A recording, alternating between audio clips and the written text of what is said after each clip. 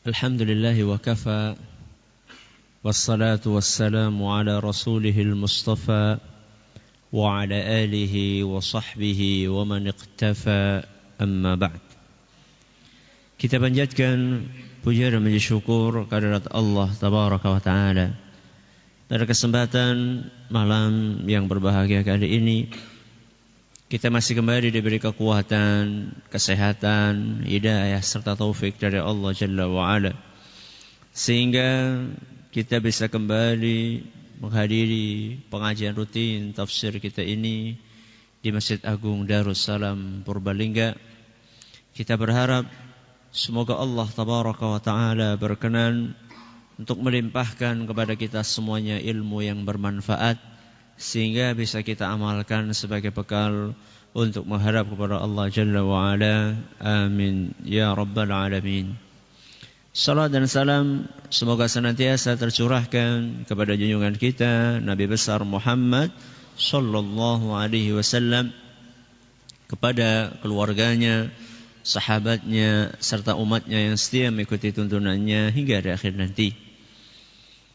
Para hadirin hadirat sekalian yang kami hormati, seperti biasa kita akan mengawali pengajian kita malam hari ini dengan membaca surat yang akan kita pelajari, yaitu surat Alam Nashrah, untuk mengulangi hafalan kita terhadap surat yang mulia ini.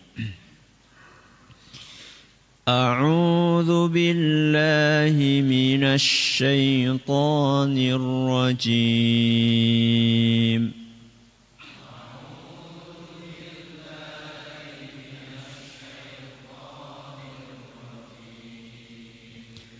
Bismillahirrahmanirrahim.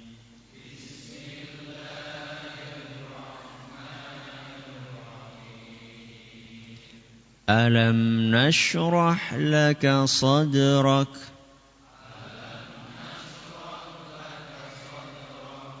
wa wada'na 'anka wizrak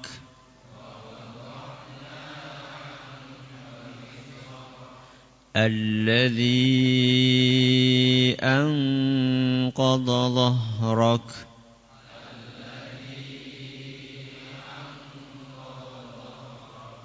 wa rafa'na laka dhikrak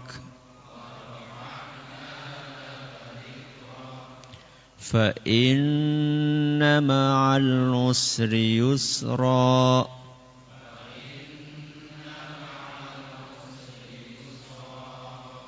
inna ma'al usri yusra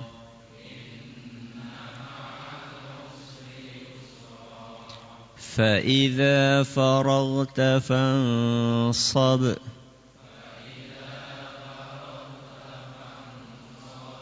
وإلى ربك فارغب.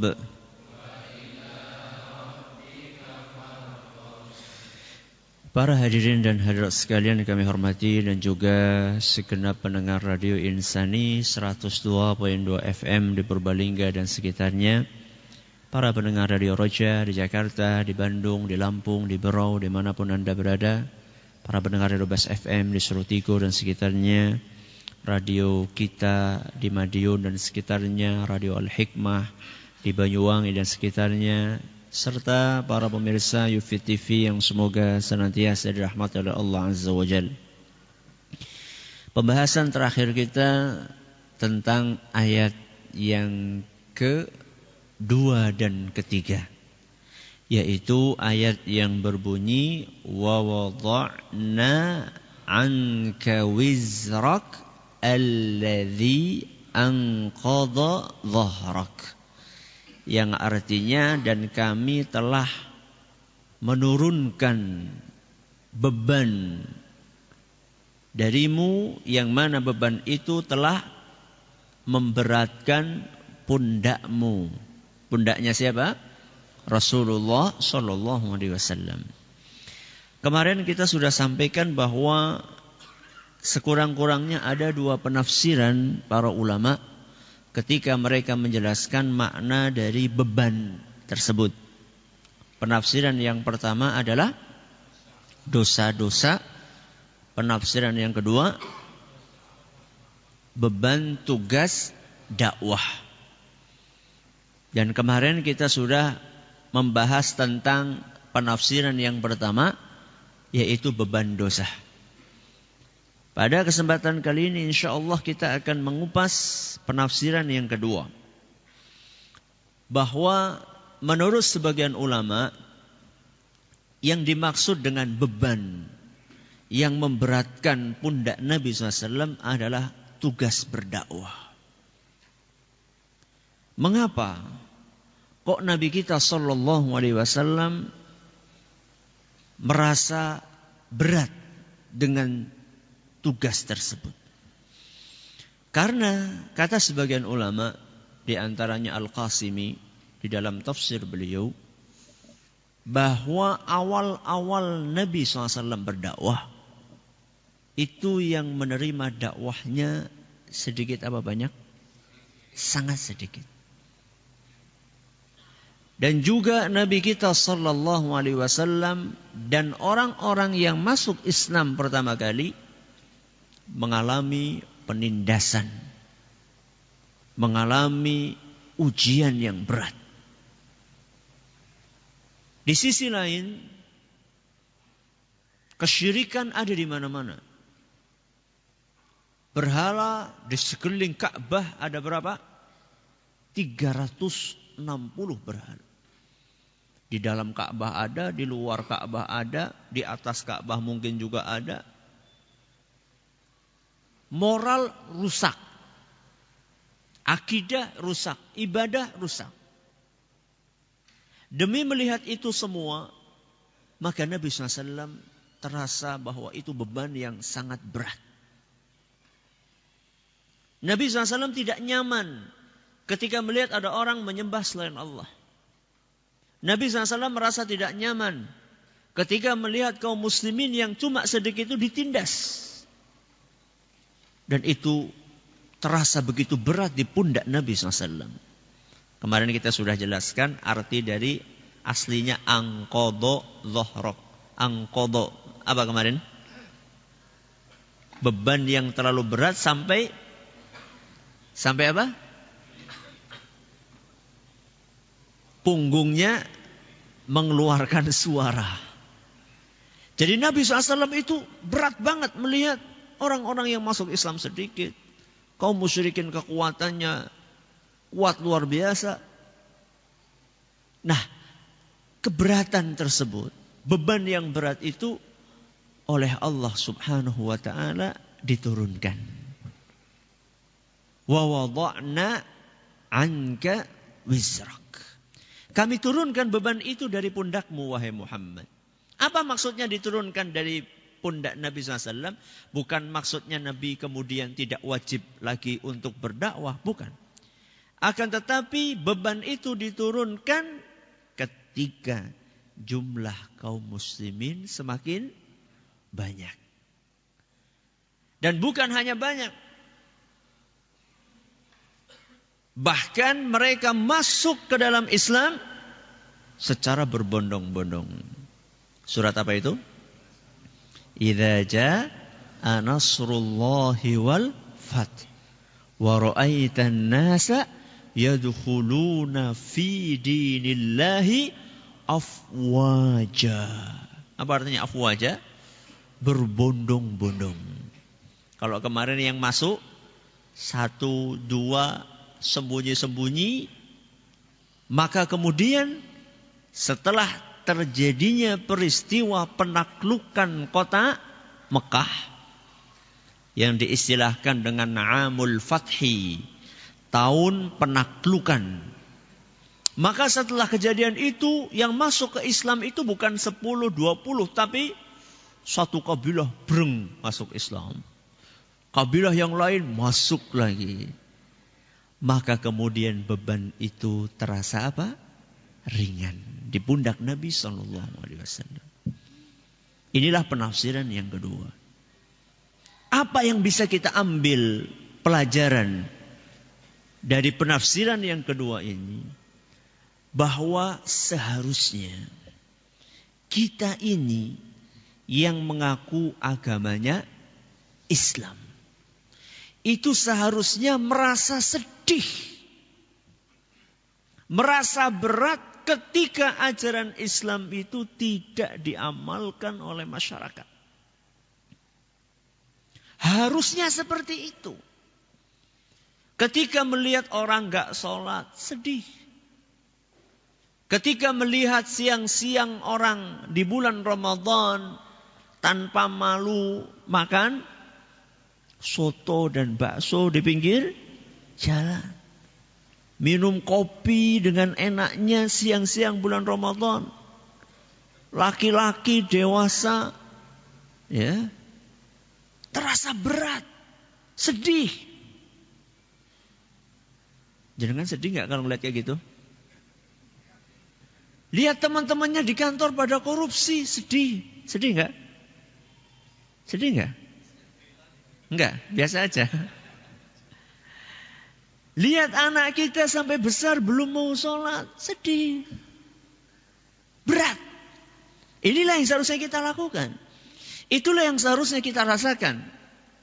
Ketika melihat orang-orang tidak mengamalkan ajaran Islam, sedih. Ketika melihat pengajian yang hadir 1, 2, ya. Melihat masjid yang sholat 1, 2, kesebelasan. Ya, cuma imam dan makmumnya. Sedih. Ya. Tapi sebaliknya, ketika melihat jamaahnya banyak, ya, orang-orang di bulan Ramadan pada puasa, kaum muslimat pada pakai jilbab. Jangan lebih senang lihat muslimat pakai jilbab apa buka-bukaan? Kok senyum? Senang yang mana? Pakai jilbab. Berarti masih normal. Normal keimanannya, bukan normal kelaki-lakiannya.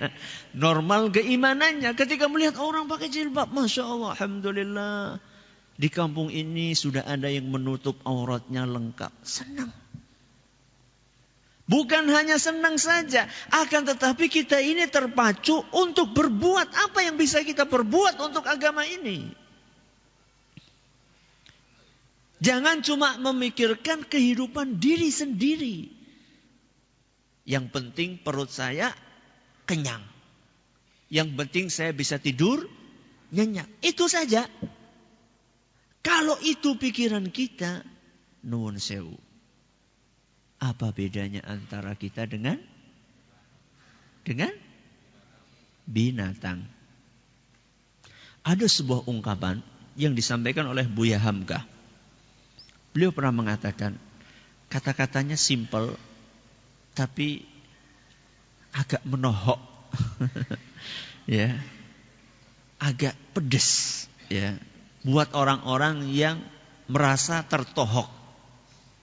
Kata beliau, kalau hidup sekedar hidup, kalau hidup sekedar hidup, babi di hutan pun hidup. Apa kata beliau? Kalau hidup sekedar hidup, babi di hutan pun hidup. Kata beliau selanjutnya, kalau bekerja sekedar bekerja, kalau bekerja sekedar bekerja, kera juga bekerja. Kera juga bekerja. Ini perlu disyarah apa enggak ini perkataannya? Perlu dijabarkan enggak ini maksudnya? Kata beliau, kalau hidup sekedar hidup. Sekedar hidup itu apa sih? Nah, hidup hanya untuk makan dan tidur. Hidup sekedar hidup itulah hidup hanya untuk makan dan tidur. Kalau misalnya kita hidup hanya sekedar supaya bisa makan dan tidur, maaf, binatang-binatang di hutan pun mereka hidup untuk makan dan tidur. Binatang-binatang di hutan mereka makan, mereka hidup untuk makan dan tidur. Itu yang mereka lakukan. Makanya kalau kita perhatikan binatang-binatang di hutan, Mereka tahu nggak halal haram? Nggak tahu. Ya. Yang penting kenyang. Yang penting bisa tidur nyenyak. Itulah binatang-binatang yang ada di hutan. Nah, kalau kita ini seperti itu, lah apa bedanya antara kita dengan binatang? Terus seharusnya kita bagaimana, Ustaz? Kita ini hidup untuk makan dan minum dan tidur, atau kita makan dan tidur untuk hidup? Saya ulangi pertanyaannya. Kita ini hidup untuk makan dan tidur, atau makan dan tidur untuk hidup? Makan dan tidur untuk hidup. Apa sih bedanya? Kualitas apanya? Makannya. Apa sih bedanya antara orang yang hidup untuk makan dan tidur dengan orang yang makan dan tidur untuk hidup? Apa bedanya? Bedanya tujuan utamanya apa? Kalau orang hidup untuk makan dan tidur, otaknya itu isinya cuma makan dan tidur. Mangan, wareg, turu, tangi turu, kencot, mangan maning. Wareg, turu maning. Tangi kencot, mangan maning. Seperti itu kan? Itu kalau orang tujuannya hidup untuk makan dan tidur. Sedangkan orang yang beragama, orang yang punya keimanan, dia itu menjadikan makan dan tidur itu sebagai sarana supaya dia bisa hidup. Terus kalau sudah hidup apa? Terus kalau sudah hidup dia memberikan manfaat. Bukan hanya memikirkan dirinya sendiri. Kita ini manusia. Manusia itu walaupun sama binatang, sama-sama makhluknya Allah. Jadi kita sama binatang itu ada persamaan dan perbedaan. Persamaannya sama-sama makhluknya Allah. Perbedaannya kita dikasih keistimewaan. Laqad khalaqnal insana fi ahsani taqwim. Sesungguhnya kami telah menciptakan manusia dalam bentuk yang paling sempurna, paling baik, paling indah. Kita dikasih oleh Allah akal. Kita dikasih oleh Allah subhanahu wa ta'ala iman. Kita dikasih oleh Allah kearifan. Seharusnya dengan berbagai keistimewaan itu, kita bisa beda dengan binatang.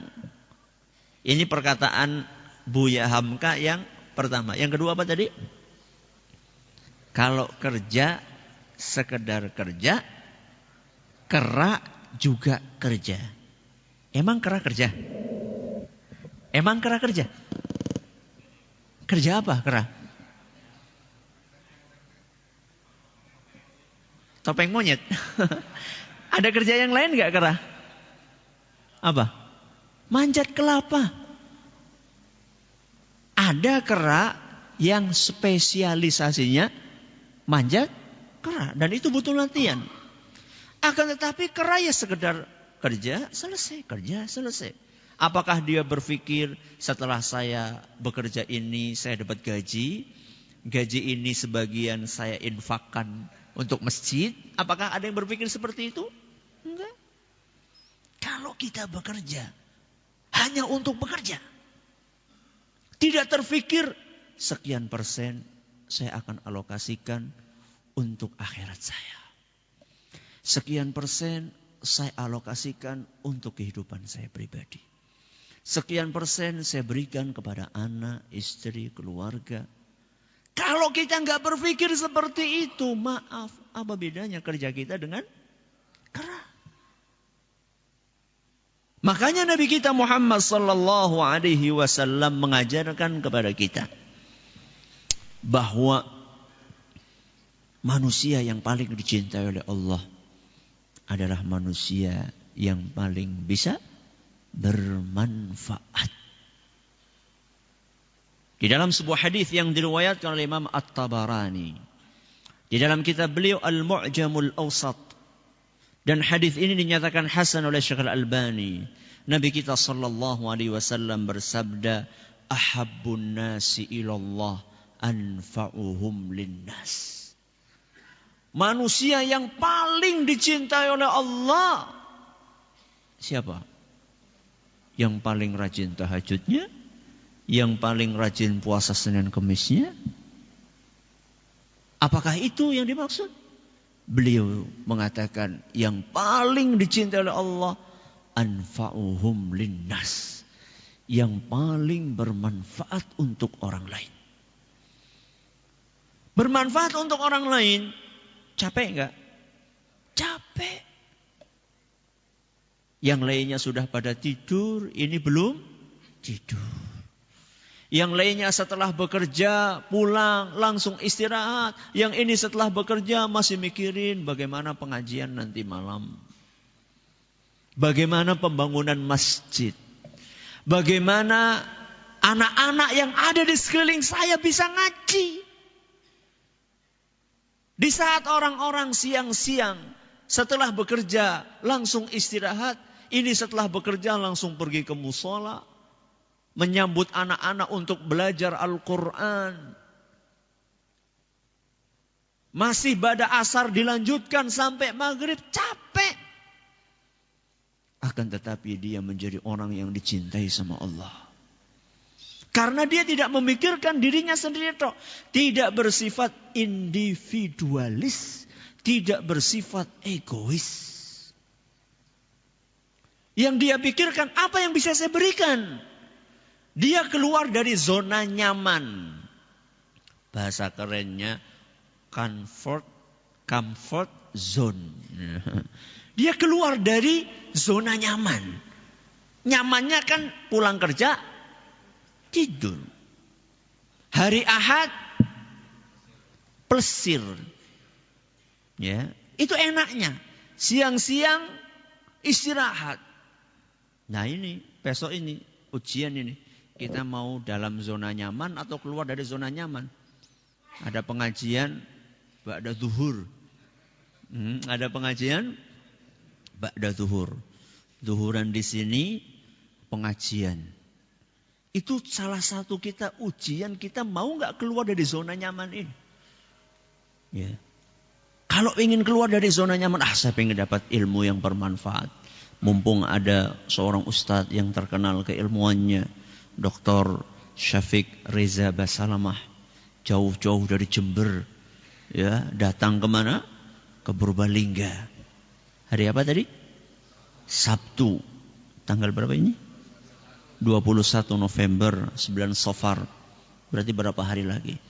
Bismillah, besok saya zuhuran di Masjid Agung, pengajian sampai jam 2. Setelah itu ternyata beliau ngisi lagi di Purwokerto. Habis asar, bismillah, berangkat lagi. Ke Purwokerto, Masjid Jenderal Sudirman. Ya, pada asar ngaji lagi. Setelah dapat ilmunya, tularkan sama orang. Ini namanya keluar dari zona nyaman. Ya. Terus bagaimana yang harus kita kerjakan, Ustaz? Untuk memberikan manfaat buat agama ini, apa yang kita bisa perbuat, kita perbuat. Yang bisa berdakwah, dia berdakwah. Yang bisa dengan harta, dia dengan harta. Yang bisa dengan pikiran, dia dengan pikiran. Yang bisa dengan tenaga, dia dengan tenaga. Kiai kami dahulu di pondok mengatakan, bondo bahu pikir lek perlu sak nyawane pisan. Itu bahasa Jawa Timur. Bahasa Banyumasnya, bahasa Purbalingganya, banda bahu siapa ya? Bahu itu kekuatan. Kekuatan itu apa sih? Banda, tenaga, pikiran, nek perlu senyawane sisan. Nah, ya. Apa artinya Ustaz? Bondo, banda, harta. Bahu, kekuatan. Pikir, pikiran. Kalau perlu nyawa kita korbankan untuk membela agama. Sebuah ungkapan yang disampaikan oleh beliau di zaman PKI sedang jaya-jayanya. Jadi makanya keluar kata-kata nyawa. Sekarang kayaknya kita nggak sampai nyawa gitu paling. Ya, kekuatan paling ya. Ini yang kita lakukan. Ustadz, masa saya bisa berdakwah? Bisa. Emang dakwah itu cuma tugasnya ustadz dan kiai? Cuma tugasnya ulama dan mubalik? Enggak. Setiap muslim punya kewajiban untuk berdakwah. Karena Nabi kita SAW dalam sebuah hadis yang diriwayatkan oleh Imam Bukhari, beliau bersabda, "Ballighu anni walau ayah." Sampaikan dariku walaupun hanya satu ayat.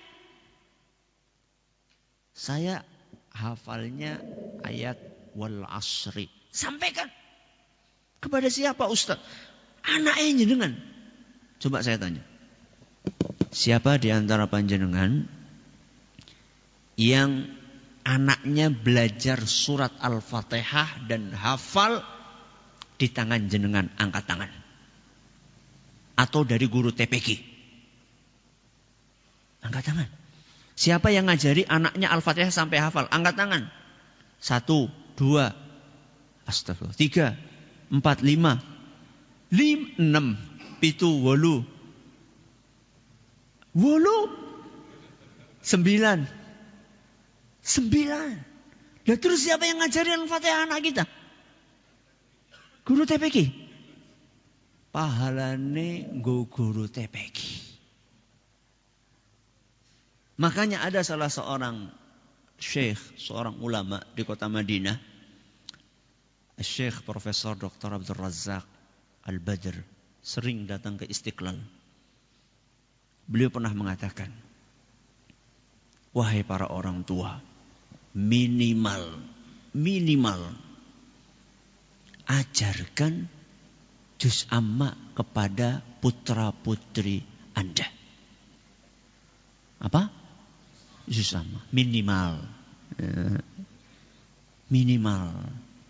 Ya kalau di sini ya minimal Al-Fatihah lah. Kenapa seperti itu? Supaya nanti kita ini mendapatkan pahala. Sesungguhnya juz amma itu adalah suratan-suratan yang paling sering dibaca oleh anak, oleh orang-orang di dalam sholatnya. Nah sekarang kalau misalnya yang ngajarin Al-Fatihah dan juz amma itu adalah guru-guru TPQ, guru-guru ngaji, berarti yang dapat pahala siapa? Guru TPQ. Jenengan dapat apa?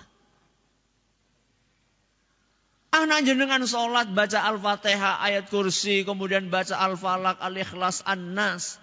Setiap hari dia baca itu, yang dapat aliran pahalanya guru TPQ. Lah jenengan melongo, gak dapat apa-apa. Balighu anni walau ayah.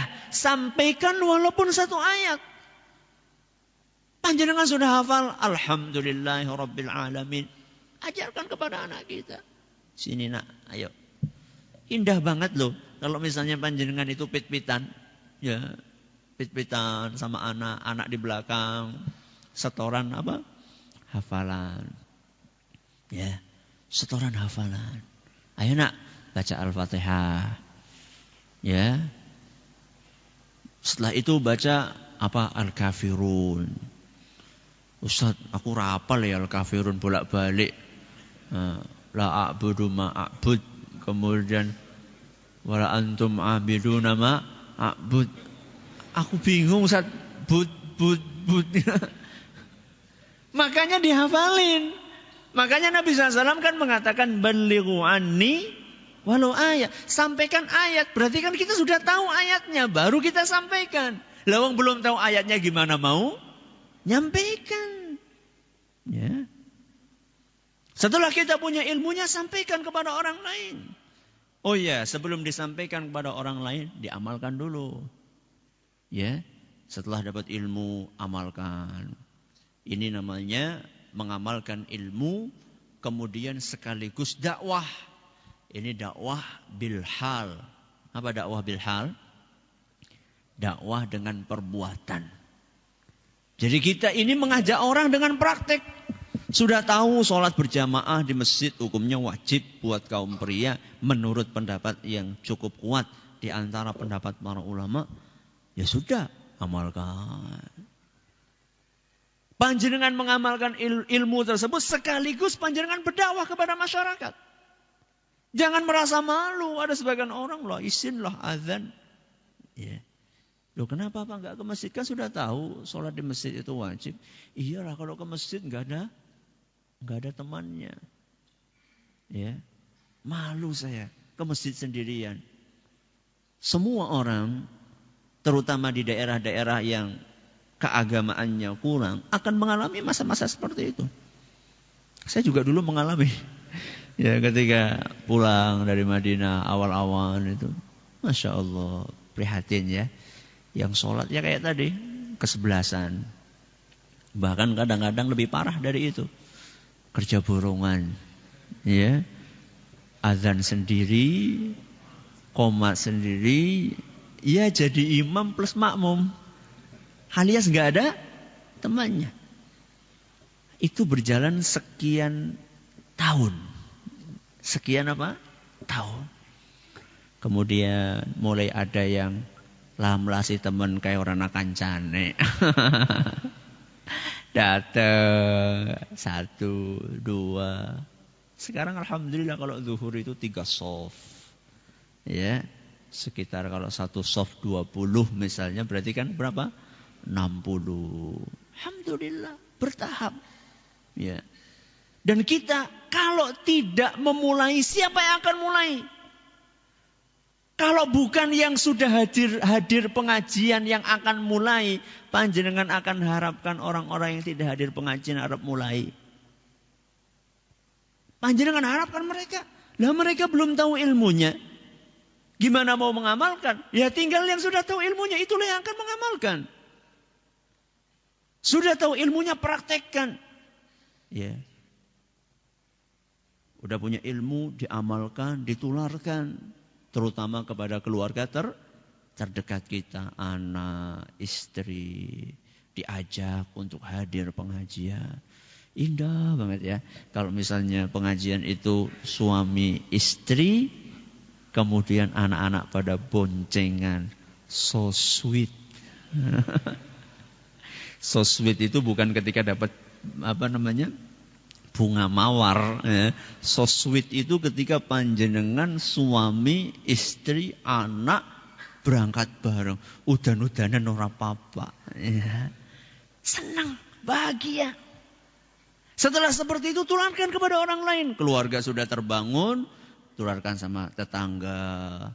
Kalau memang mereka belum mau, paling tidak jenengan kenalkan. Oke, anak radio apik banget ke. Ya. Putarkan nih 102,2 FM. Isinya pengajian, bacaan Al-Quran, nasihat para ulama, nasihat para ustadz. Enak. Ya. Kadang-kadang memang sebagian orang itu harus ada yang ngoprak-ngoprak.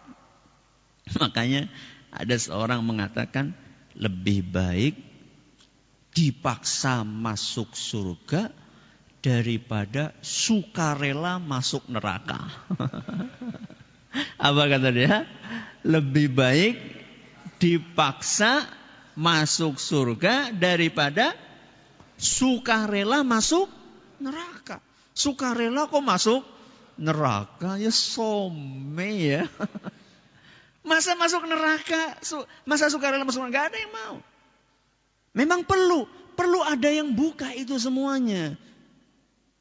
Membuka pintu-pintu itu perlu. Siapa yang membuka kalau bukan orang yang sudah tahu? Ya. Panjenengan kenalkan sama orang. Tetangga. Ya. Oh, tetangga punya parabola misalnya. Ya. Punya parabola. Kenalkan, ada TV. Isinya cuma pengajian dong. Ya. Kasih tahu, oh ini gelombangnya sekian. Satelit palapa sekian. Atau kalau perlu panjenengan datang ke rumahnya dicarikan. Ya, menjadi kunci-kunci pembuka kebaikan. Jadi ketika kita melihat itu semuanya, alhamdulillah musola yang dahulunya sepi sekarang sudah rame, beban yang ada di pundak itu terasa apa? Ringan. Alhamdulillah teman-teman di kantor saya dulu waktunya sholat nggak mau pada sholat, sekarang begitu azan sudah pada berangkat sholat, senang. Ya. Alhamdulillah langganan saya dulu ya nggak pernah kalau nyetel radio mesti isinya nek ora dangdutan lenggeran, ya. Wah sekarang sudah mulai ya lumayan lah sekali-kali. Mending daripada ora, ya. Daripada enggak sama sekali sudah mulai kalau pagi nyetel pengajian. Nanti diprovokasi lagi besok, mbok jangan pagi tok lah orang member teman berruangan pengajian terus dangdutan sih kalau orang member teman. Ya wis tak tambahi karo awan, ya sama siangnya. Mulai pelan-pelan. Jadi masing-masing dari kita itu punya kewajiban. Dan kewajiban ini nanti akan ditanya di hadapan Allah Subhanahu wa ta'ala. Jadi jangan dipikir nanti yang akan ditanya tentang dakwah itu cuma ustadz dan kiai saja. Kita semuanya akan ditanya. Makanya Nabi SAW mengatakan, kullukum ra'in wa kullukum mas'ulun an ra'iyatih. Masing-masing dari kalian itu bertanggung jawab. Masing-masing dari kalian itu pemimpin, penanggung jawab. Wa kullukum mas'ulun an ra'iyatih. Dan semua kalian itu akan ditanya di hadapan Allah tentang tanggung jawab yang sudah Allah bebankan kepada kalian. Kita ini nanti akan ditanya sama Allah Subhanahu wa ta'ala. Kamu sudah punya anak, sudah punya istri. Apa yang sudah kamu ajarkan kepada anak istri kamu? Kamu sudah punya tetangga, belum sholat sekian lama. Apakah kamu sudah ingatkan tetangga kamu atau belum? Sekian puluh tahun kamu jadi kepala di kantor kamu. Anggota kamu pada enggak sholat, pernah diingatkan atau belum? Itu ditanya nanti sama Allah Subhanahu wa ta'ala. Jangan dipikir kita enggak ada tanggung jawab sama sekali. Makanya jadi kepala itu berat. Anaknya wong pada rebutan jadi kepala. Padahal jadi kepala itu berat. Tanggung jawabnya loh di hadapan Allah. Kita nanti bertanggung jawab dengan Allah terhadap orang-orang yang kita pimpin. Ya, tetangga, keluarga, dan seterusnya. Jadi ini pelajaran yang bisa kita ambil. Apa pelajaran kita bisa ambil? Bahwa kita semua ini punya tanggung jawab untuk menyebarkan ajaran agama kita ini. Dan ketika ada orang tidak mengamalkan agama, maka akan terasa sebagai apa? Beban yang memberati pundak kita semua. Yang kita ingin beban itu bisa ringan dengan cara mendakwahkan itu kepada orang lain. Ini yang dapat kami sampaikan pada kesempatan yang berbahagia kali ini. Terima kasih atas perhatiannya, mohon segala kurangannya. Mohon maaf untuk tanya jawab belum ada. Isya jam berapa? 5? Oh 5:08. Silahkan. Kalau ada yang mau bertanya silahkan. Ya monggo. Waalaikumsalam warahmatullahi wabarakatuh. Apa boleh? Dalam gerakan apa? Oh ya. Pertama, ya perlu saya sampaikan bahwa lamanya Nabi SAW dalam sholat seperti yang saya sampaikan kemarin, lama banget. Itu biasanya ketika beliau sholat sendirian. Ini yang harus saya jelaskan terlebih dahulu. Saya khawatir nanti yang jadi imam ini pada semangat banget membaca alif lam mim. Dzalikal kitabul la raiba fi. Burine wis jan. Ya, jadi ketika jadi imam maka perlu memperhatikan kondisi makmum, ya. Nah, sekarang ketika ruku misalnya, rukunya lama misalnya. Itu apa yang dibaca? Membaca bacaan-bacaan yang sudah diajarkan sama Rasul. Subhana rabbiyal azim. Atau subhana rabbiyal azim wa bihamdi. Diulang-ulang. Ya, diulang-ulang. Lebih dari 3 boleh. Ya, batas minimal 1. Batas minimal 1. Lebih dari 3 boleh. Ya, itu dibaca. Sujud juga sama. Cuman kalau sujud bisa ditambahi dengan doa-doa. Ya, bisa ditambahi dengan doa-doa karena itu waktu yang sangat mustajab. Ustadz, bagaimana penggunaan jam untuk menentukan waktu-waktu sholat pada zaman sekarang? Bukankah waktu sholat itu ditentukan dengan peredaran matahari? Betul. Waktu sholat itu barometernya bukan jam, tapi barometernya apa? Matahari. Misalnya waktu zuhur itu adalah setelah matahari tergelincir. Ya, itu contohnya. Ya, waktu maghrib setelah matahari terbenam. Nah, kalau misalnya kita mengandalkan jam dan ternyata jamnya itu atau mataharinya sudah berubah, tidak seperti apa yang termaktub di jadwal sholat ya yang dikeluarkan oleh sebagian sebagian lembaga. Kalau memang ternyata kita lihat mataharinya belum masuk atau sudah masuk tapi belum tertulis di situ jadwalnya, maka yang jadi patokan apa? Matahari, bukan apanya? Bukan jamnya. Ya. Makanya sebenarnya baik banget kalau misalnya secara berkala jadwal yang sudah tertulis oleh lembaga-lembaga itu secara berkala direvisi, dicek. Ya, dicek apakah sudah tepat atau belum. Beberapa saat yang lalu saya pernah ngecek berapa tahun yang lalu. Ternyata waktu asar belum masuk. Menurut jadwal itu jam sekian, ternyata begitu dilihat ternyata bayangannya belum melebihi panjang dari aslinya. Ya. Oh, berarti belum masuk. Berarti kalau kayak gitu maka yang dijadikan barometer apa? Mataharinya, bukan jamnya. Ustadz, apakah boleh memberi nama anak dengan Asmaul Husna? Kalau sudah terlanjur bagaimana? Apakah harus diganti? Begini, Asmaul Husna itu adalah nama-namanya siapa? Allah. Para ulama kita menjelaskan, nama Allah itu ada nama-nama yang hanya boleh dipakai oleh Allah. Ini jenis yang pertama. Jenis yang kedua, ada nama-nama yang boleh dipakai oleh selain Allah. Dari mana kita tahu? Dari Al-Quran dan hadis Nabi SAW. Contoh, jenis yang pertama, nama yang tidak boleh dipakai kecuali oleh Allah adalah Ar-Rahman. Apa? Ar-Rahman. Maka enggak boleh jenengan namai anak jenengan apa? Rahman, enggak boleh. Yang boleh Abdurrahman. Rahman enggak boleh. Ya, yang betul Abdurrahman. Karena Rahman, Ar-Rahman itu nama hanya boleh dipakai oleh Allah. Contoh yang lain, Rabbul Alamin. Masa namai anaknya apa? Rabbul Alamin. Enggak boleh, itu hanya boleh dipakai oleh Allah. Contoh yang lain, Allah. Apa? Allah. Nama anak kok Allah, enggak boleh.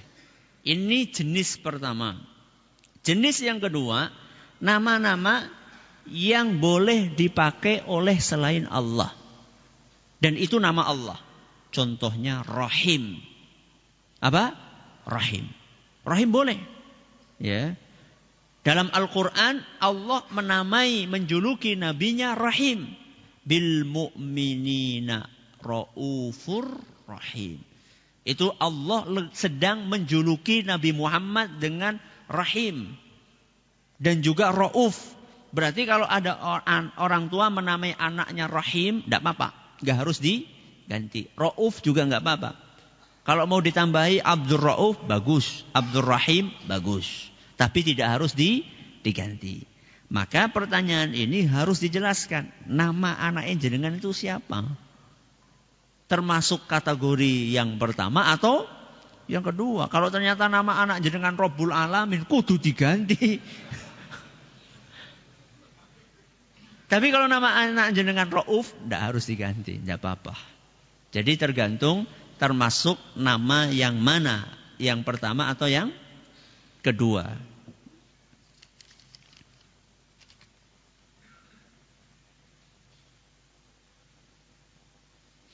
Apakah bentuk bermain-main dengan ayat Al-Quran seorang yang membaca Al-Quran untuk sekedar pendengar tertawa, contohnya but seperti dalam surat Al-Kafirun. Kalaupun itu tidak boleh, saya beristighfar kepada Allah Subhanahu wa taala. Astaghfirullahalazim. Ya. Jadi maksud saya tadi itu adalah ada sebagian orang itu kebingungan karena akhir dari ayat-ayat itu sama, ya, sehingga banyak orang bingung.